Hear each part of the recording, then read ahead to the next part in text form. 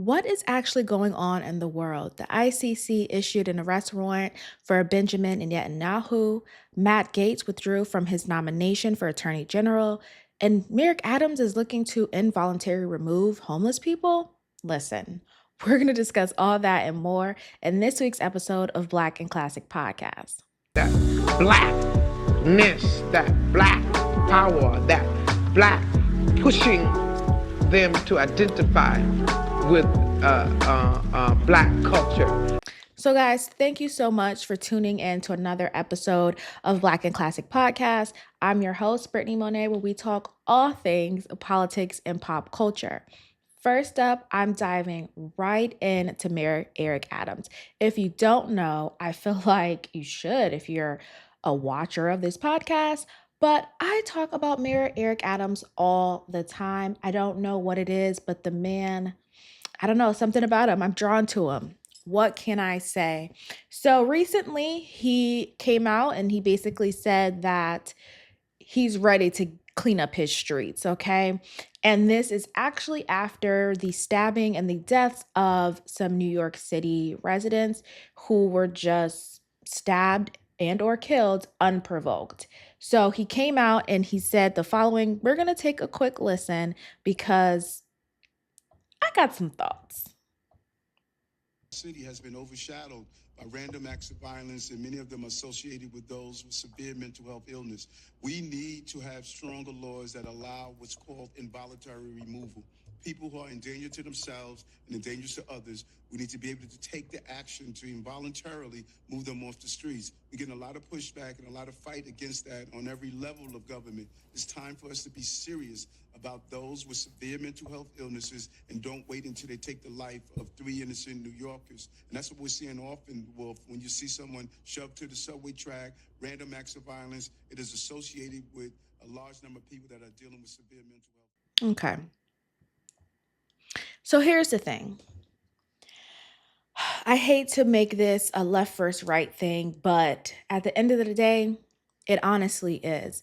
Because for a long time, when we had this issue regarding immigrants and people just being dumped here, people just being left here, nowhere to go, no plan of action, we just want to open our borders and let people come in. We said, hey, and when I say we, I guess me as a, conservative, right? We said, hey, we might want to look at this a little bit differently, right? Like this probably isn't safe for Americans. The left in an uproar. Now, mind you, Eric Adams is a Democratic mayor, okay? So people were just in an uproar. There's no way we can do that. Like, how can you be upset that we have open borders and we're just bringing people into America for a safe haven? How could you be upset? Well, people are upset because these are the things that then happen. We also have Laken Riley, who her murderer was also an illegal immigrant and just unprovokedly killed her while she was on a jog. So it needs to be said and it needs to be addressed. A lot of people believe that it's unfair for us to involuntarily remove them. I don't think it's unfair or unjust. I just believe that we need to follow what laws are in place. You can't just start dumping people in different places or allowing your borders to just be open, because you will have mayhem and you will have chaos. And it's hard for me to understand the side of the left in that, because I'm like, you're seeing the deaths happen. You're seeing the violence happen. So at what point do you start to say, maybe something should be done? Even if it's not every single second or of every single day, something should be done so it doesn't become a larger issue. So for Eric Adams to come out and say this as a Democratic mayor in a large city, I thought it was very, very, very important to be discussed and to be highlighted, because hopefully then his counterparts, again, a lot of times, Connecticut, Massachusetts, New Jersey, they'll follow what New York is doing. And I hope it kind of sparks an idea of, hey, maybe we should kind of see what they're doing and how they're handling their homeless issue. And I say homeless very loosely because I don't know this man. They said Ramon Rivera. I don't know where he's from. Maybe he's not illegal, but just think about what happens when you start opening your borders and you start taking in people.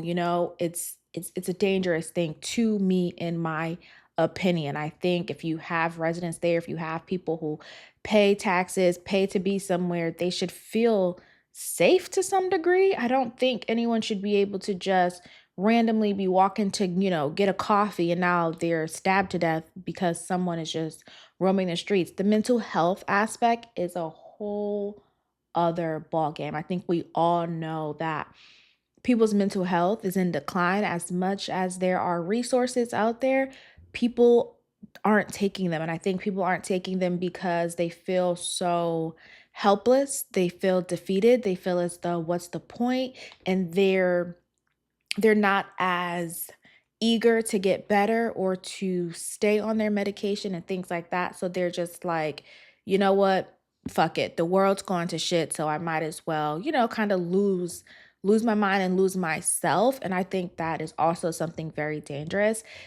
Here in Hartford, Connecticut, there was a 23-year-old man who got into some dispute with a mother, and he ended up doing a drive-by shooting and killing the mother and the 4-year-old baby. And I'm just like, if that's not telling you people's mental health is in decline, I don't know what is. I don't know where people get off on just feeling like I can take a life and there's no repercussions. It's like there's no value placed on life. It's just, I can kill and it is what it is. And I think that has to stop. I think a lot of mayors, governors, politicians, they need to get strict on it. And I do believe the left hates to hear that, but we need to get strict on it because the way people are just senselessly killing each other is so wild. It's so bizarre. So yes, if we need to remove people from the streets, whatever that looks like, I don't know. I don't know what it looks like, but if it's a humane way, I say do it. I'm not saying go out and just start advocating for them to just like be inhumane, beat people and, do things that just doesn't make sense. Because there are some places, to what I, have heard, that if they have homeless, they're just going and ripping up everything, getting rid of the tents, getting rid of the things these people have collected. And maybe these people are working, they just don't have enough to live in a apartment, live in a homeless shelter because the homeless shelter is full, or they have these strict guidelines and they, whatever the case may be. And that's another thing. There's so many layers to this. That's another thing too, as well, is the access to places is so hard for homeless people, which is wild. It's like you may go try to get to this shelter, then that shelter. Well, you need to get an application or paperwork from this place. Then you go to that place, and that place tells you go to that place, and that place then points you back to the place that you were originally, just for them to then tell you, no, you have to actually go to this place across. Like, it's crazy. It's wild. So yes, if you want to involuntarily remove these people, I do believe you have to look at what that entails in total. And it should be a humane way to do it. It should be a way where now we're addressing the issues with people getting into these places. Also, if you do have nonprofits that are struggling, and just make it easier and make it where people can actually get into a homeless shelter and they do have access to the things that they need. Because the way it's going right now, it's a little too much for me, okay? I feel like whenever I go to any city, it doesn't even have to be a major city. Whenever you go to any city, you're going to find encampments where there's tents in places. You're going to be walking and know maybe an encampment was just cleaned up because it's going to smell of urine. And this is not just large cities. Like, I feel like any city you go to, and what's going to happen is it's going to start to trickle into your towns and your suburbs, and the same people that are so leftists and so just open your borders are going to start to have pushback and be like, wait. I was fine with that over there, but that can't come here. No. They can't be here. It's fine over there. You should keep them over there. And yes, bring them over there and open the borders over there, not here. Because the left has already been telling you not here, not there, not in America. Like they've been telling you that. It's until it starts to affect those who want it, but they don't want it on their front lawn. That's when things are going to change. And that's where I think Mayor Eric Adams is like, yeah, we were cool with it over there on that side of New York. We dumped them over there, but we don't need it to be here. Because if I'm not mistaken, I believe I was watching, I think his name is Peter Santinello on YouTube. And I believe he was in Chicago. Please forgive me if I'm wrong, but I believe he was in Chicago. And there was a large population of, or people, I should say, who were illegal immigrants who were brought here from wherever the fuck the government, got them from, I guess. And they were dumped right onto, I'm pretty sure it was Chicago, right onto the sidewalk, literally onto the sidewalk of the police department. And the police department was like, look, we don't got nowhere for these people to go. So at some point they allowed them to be in the building, but then when it was, time to close up shop, they were then on the street, and then they got tired of going back and forth. So then they were just like, look, we're just going to stay on the street. And they're just with like bare mattresses, sleeping bags, like random bags, just out on the sidewalk of the police department. And the police are like, yes, we'd love to help these people, but we don't have the resources. Like, we don't have the resources to help these people, and they're just here. So now this becomes your homeless population, right? Like, that is what happens. And it's like, now the people who are brought here, now they're homeless. They don't have anything, and they're turning to look at the people who brought them here like, hello, do you have the resources? This supposed to be an American dream. Where is the dream I'm supposed to have? It's completely absurd. It's really fucked up. I'm not against having illegal immigrants. I just feel like if there are policies and procedures in place, let's just follow them. That's all it is. Let's just follow them. Let's not get too happy with trying to be this safe haven and be everyone's, superhero, savior. Let's just follow the policies and procedures. And if it takes a long time, it takes a long time, but we can't skip over that because a lot of people fall through the cracks. And again, it's not going to happen every second of every day, but when it does, it's tragic and it's fucked up. Okay, like it shouldn't have taken people getting stabbed and 3 deaths for Eric Adams to say, oh, maybe we should probably clean up our streets. Like, that shouldn't have happened. You know what I'm saying? Like, there was a point in time where they were, and I still feel like it's probably going on and we just don't see it as much, but there were men running around punching women in faces and, just attacking people on the subway and doing all kind of wild shit. And it's like, at no point did you stop and think, I should probably get that under control because something's not right there. No, it takes death to then be the trigger for something to happen. And that is fucked up. That should not happen. Now, I just want to jump to something else since we're talking about, headlines and what's going on in the news and being careful not to be so outraged at headlines. So there was a story that, um, made the news, I would say about a week ago, where a second grader in Maryland was found hung or hanging from a bathroom stall. The child is okay. The child is alive. So let's say that. But what I do want to say and what I do want to drill into you guys once again is the reason why I am so against race baiting and selective outrage and fear mongering, because when this story dropped, there was only mention of the child who was hung, his race. Only his race was mentioned. There was no mention of the other child. And then there was a phrase that everyone was kind of mentioning. Let me get that phrase. So the phrase that everyone was mentioning was, it said,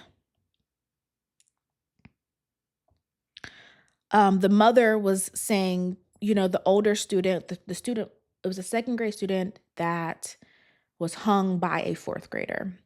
And she said, the son came home and told her that the student said to him, "I'm going to show you how I did people back in the day." Now that one line was then taken and used as child hung in bathroom, and students said X, Y, and Z. At no point was it discussed the race of the other child. At no point. It was just child hung. And I'm like, that again is such a terrible, terrible thing, because what happens is you read the headline, right? So like there's headlines up where we have the name of the school, student found hanging, right? Then you have another headline where it's based alleged hanging incident, right? Like it's all of these things that evoke such a strong emotion, and it's not ever really put out there that these were two Black students. And when you read that one line about "I'm going to do you like I did people back in the day," when you read that one line in context, it sounds like this kid has done this to other kids before. Or what I think is that a lot of times I think there's things going on in the home of one child, and when they get to school, they just do what they've seen at home. You know what I'm saying? So I think that it's very, very dangerous. And as again, we move into this post-Trump era, we need to be aware of whether it's the right or the left media, when they're going to use things to bait us into feeling strong emotions without us digging deeper into what is actually going on. We have to be able to be cognizant enough to say, hey, that headline sounds crazy. Let me read more into it. Not read just that article, read several articles, read impartial, unbiased articles, because a lot of times you'll read one article and they'll take bits and pieces to make you formulate a picture that is not the complete picture. You know what I mean? They're going to narrow down into one little thing, and the whole time there's a whole lot more going on in that story. So it's very, very important for us to focus on the big picture and not just the little headlines that we see, because if you read some of these headlines, you'll be like, oh my God, how in the world did that happen? And no one's talking about it. And your mind, especially with the words like hung, hanging, those words, and then when you're hearing "do you like I did people back in the day," automatically you're going to think white student, Black student, right? Automatically. And that's not the case. And then when I'm looking up, that the sheriff's office and things like that, they did their research and they were like, yeah, no, this definitely wasn't a hate crime, but it's already been framed for a week that it's been a hate crime. It's kind of hard to separate the two, and it becomes old news. You just know that happened. That's a hate crime. That's terrible out there in Maryland. This is why, Trump shouldn't be president. And all of that starts to create a narrative or build on a stronger narrative that we've already told ourselves, and it's fucked up and it's wrong. So again, I think I said it last episode. I will say it again. As these headlines come out, do your research. Don't just quickly follow behind a fucking headline and now you're believing things that aren't true. You're adapting narratives that aren't true or that are very narrow and very selective. Okay? Now, jumping back into our politics world, we're just talking about post-Trump and everything like that. As I said with his cabinet selection, I kind of want to hold off until people are confirmed, because people are going to be nominated, withdrawing, dropping out. It's going to be a lot happening. And we had our first withdrawal with Matt Gaetz. Now, Matt Gaetz, if you don't know, he's a congressman in Florida. He's been accused of sex trafficking. I feel like every other powerful man in any industry, at some point, they're going to face these allegations. I'll let you believe what you want to believe about that. But yeah, so he was accused of sex trafficking, and he's a congressman from Florida. Now, when it was announced, everyone was like, what is this? What is Trump thinking, right? Everyone's thinking it. What is Trump thinking? Why are we selecting Matt Gaetz for Attorney General? What is going on? I think that a lot will come out. He said he's not running for Congress again. He's kind of gonna like bow out. Unfortunately, I think they've got him by the balls, and they're like, hey, we don't like you. We don't like what you do, and it's time for you. It's time for you to go, And I think that's just what happened. I think Trump tried to give him the support that he could, but yeah, the people, the powers that be aren't having it. So he did withdraw. And I think, it is what it is. It happens. And we'll see if other people do. I mean, he did also select Dr. Oz. I don't too much know what that was about, but I don't know. We'll see who's confirmed. I think a lot of these titles are just frivolous. Like, you helped me get to be president, so I'm going to throw you a bone, and here's a title, and, you can run this agency over here. I think America has almost 500 agencies, federal agencies, so you can put somebody somewhere. I definitely seen it firsthand on how people help someone get elected, and then they got to return the favor. Like, I got you here, I gave you the money, now it's time to return the favor. You knew what I wanted out of the situation when I gave you the money, so return the favor. And I think that's what a lot of this is. I think some of it also is Trump's intention to make change, but I think some of it is returning the favor, So I hate that I literally say this all the time, but whenever I do my makeup, my nose runs. It's so insane. But anyways, that happened, right? Because then we had Elon Musk. I don't know, guys. We'll see what happens when these people start to get confirmed. Again, it does have to go and, be agreed upon, be voted for. That's how people can withdraw, but we'll see what happens when people get confirmed. That's what I want to see. I want to see who's confirmed, not who's nominated, not who was selected, not who Trump's thinking about. Who is confirmed for these positions? That's what I want to see. Next up, now this one, I was a little hesitant to talk about this. I'm not going to lie to you, just because of the power that comes with this. But again, things have to be addressed. So it is what it is, So the International Crime Court, or ICC, issued an arrest warrant for Benjamin Netanyahu. And when I saw this, I was like, okay. I was all for it because I believe the more you look into this, it's like, oh, Israel's like, they're coming in like the big bad wolf, and they're like, look, we on our shit, and like, we're coming after you guys, and we want it to be our way. And a lot of people, I think, due to power, due to money, influence, they're kind of siding with Israel, but I don't know if they totally agree with all of their actions. Hence this arrest warrant going out for Benjamin Netanyahu and Yoav Gallant. And I think that it's very indicative that not everyone agrees with what is going on, because their arrest warrant was for crimes against humanity and war crimes committed from at least October 2003, 2023, up until at least May of 2024. And I'm getting this directly from ICC's website. So if you want to look it up, you can. It's fully there. It's fully documented. I'll also throw it up so you guys can read a little bit about it. But I think that it does need to be addressed, because I feel like every day,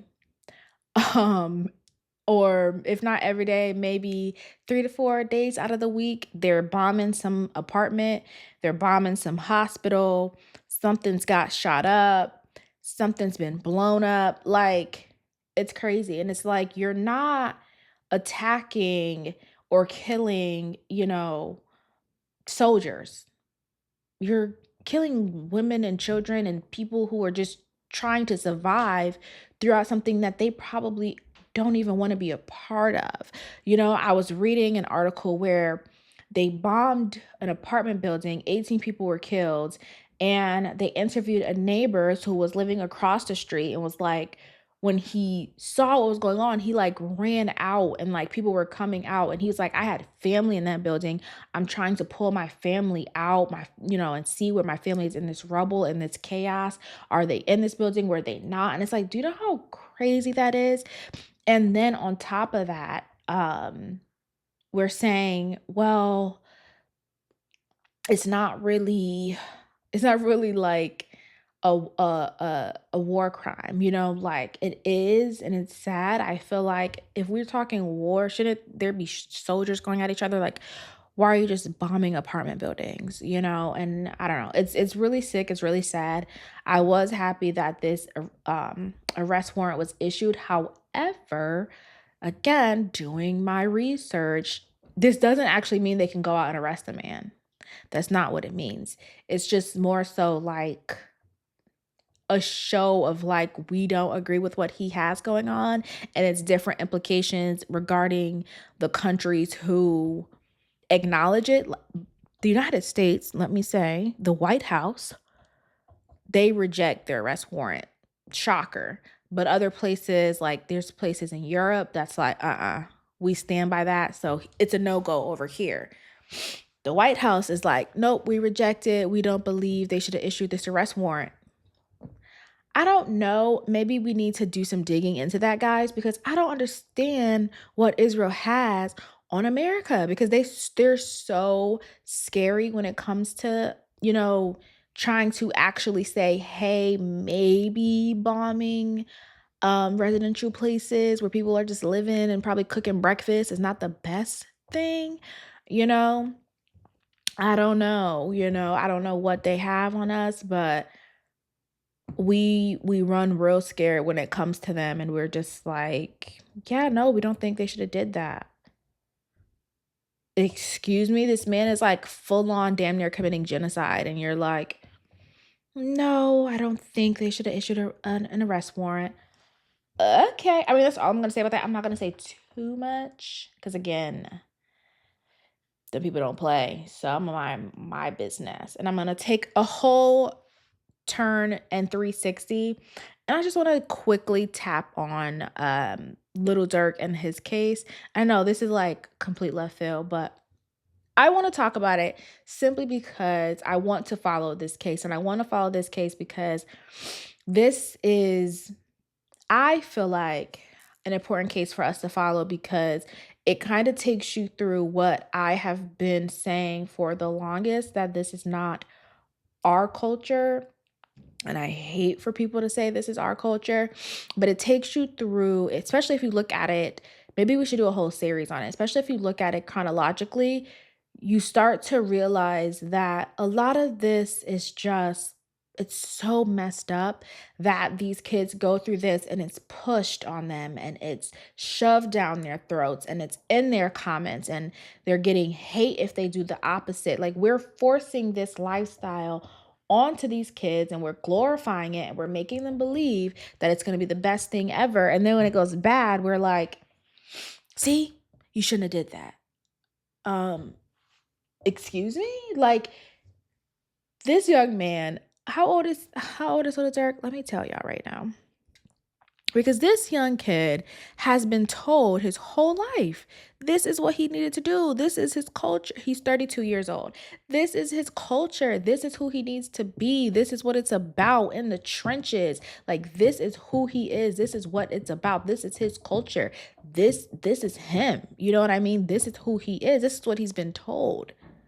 And now that it goes bad, and now he's been arrested on federal charges, murder for hire, held in California, it's like, oh, no, not, it's not your culture. Like, you shouldn't have did that. Like, it's a bad thing. Y'all need to stop playing in the faces of black men, for real, for real. Like, y'all do. Like, genuinely, you guys need to. And I might make this a series because I have a lot of passionate feelings about this. And I think before we get into Trump's inauguration and things like that, we might take a little mini break. And we're gonna go and take a look at this because I don't like the way y'all did that. I don't like that y'all sold a dream to this kid, and then when it went bad and when he became what y'all told him he was, then you say, oh, well, he shouldn't have did that. And a lot of times the voices come too late. So I think this will be a perfect example because we've seen the death. We haven't seen the charges that come from it, right? We've seen the death. We've seen you become a rapper, get some type of fame, get a little bit of money, and then you're killed. We've seen that. That story is very old. We know what happens. But now we don't see the other side. We're like, yeah, you do all these things, but now you're going to be arrested, and you're going to be arrested for the same crimes you rap about. So you tell them to be these things, be who they rap about. They must rap about what's going on around them, being in the trenches, killing each other. But also, no. Be about it, but like don't actually do it. Like make it believable, but like don't actually do it. That's fucked up. And then on top of that, still call it culture. Y'all, it's not enough voices keeping it real with these kids. It's not. And I say kids, and this man is older than me. I'm 31. He's 32. He's older than me.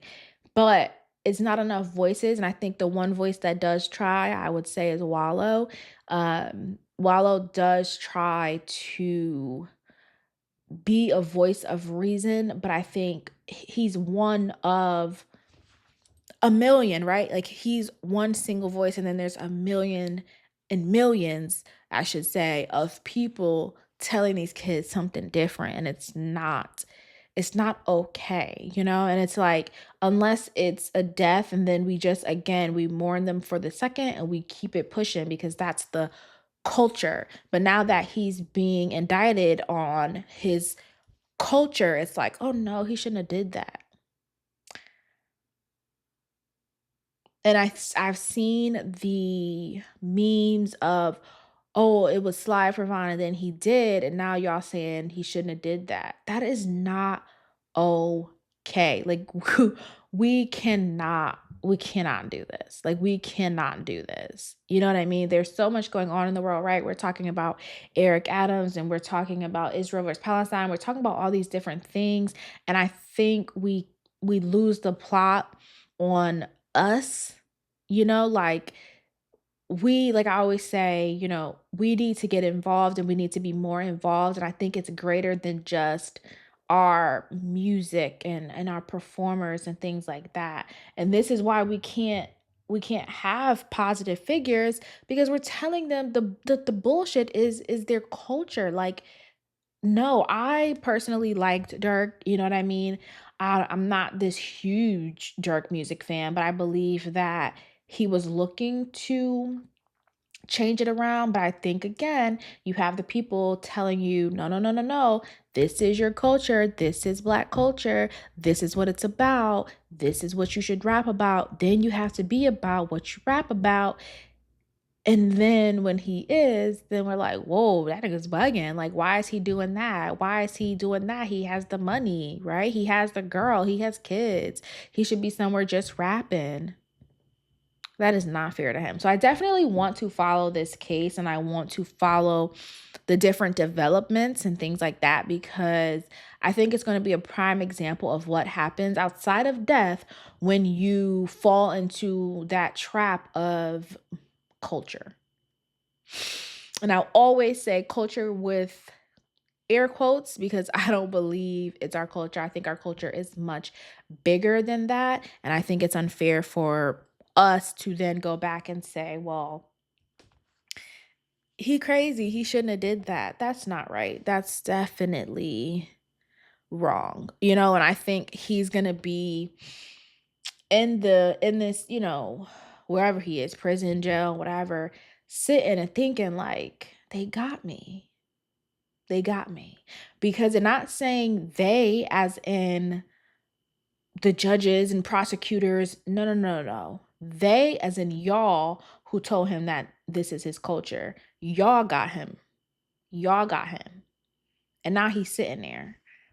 And y'all are going to laugh and joke about it, but this man's freedom is going to be taken away because y'all told him that was his culture. And it's not. Never have and never will be is this Black culture. This is something that is being sold to y'all, and y'all are buying it and eating it up, and it is not actually your culture. So that's what I have to say about that. I will be following it. I might do it as a series. I don't know if it'll be separate or what, but I'm definitely going to be following it because something needs to be said, and it needs to be said often and by more than one voice. It can't just be one voice trying to articulate and drill it in, no pun intended, that this is not your culture and you don't have to do it like this. It does not have to be done in this way. So that's all I got with that. I just wanted to quickly do a quick hard right into that because it was on my mind and it's been on my mind. And I'm like, I don't want to get too deeply involved, but every single time I see like academics or like Traveler Ross or somebody talking about it, I'm just like, no, like y'all are doing this such an injustice to me. Like to me, it's such an injustice because this is real shit. Like this is someone's freedom that's going to be taken away, and y'all sold this man this dream that this is who he had to be. And maybe he didn't even want to be this. Like he might not have even wanted to be that, but every voice around him, it's so loud and it's so much. And he was like, you know what? I'm going to do it. And now look.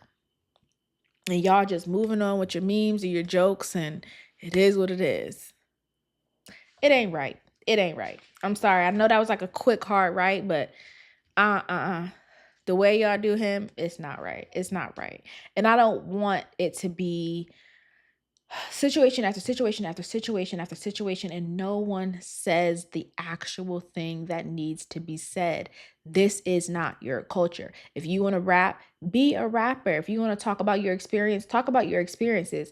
But once you get past that, move the fuck on. We don't need you to stay there. We don't need you to identify with that no more. You know what? I'm gonna save it for the series. I'm not going to get into it too much because my passion going to come out and I keep y'all here all day, and I don't want to do that. I absolutely do not want to do that. So with that being said, thank you guys so much for tuning in to another week's episode of Black and Classic Podcast with your host, Brittany Monet. And as per usual, if you want to debate anything, don't debate your granny, because I simply do not give a fuck. And again, as always, stay dangerous, stay prayed up. Shit is going crazy out here. That doesn't mean we get defeated. It just means we pray a little bit harder. And yeah, I'll talk to you guys later. Bye.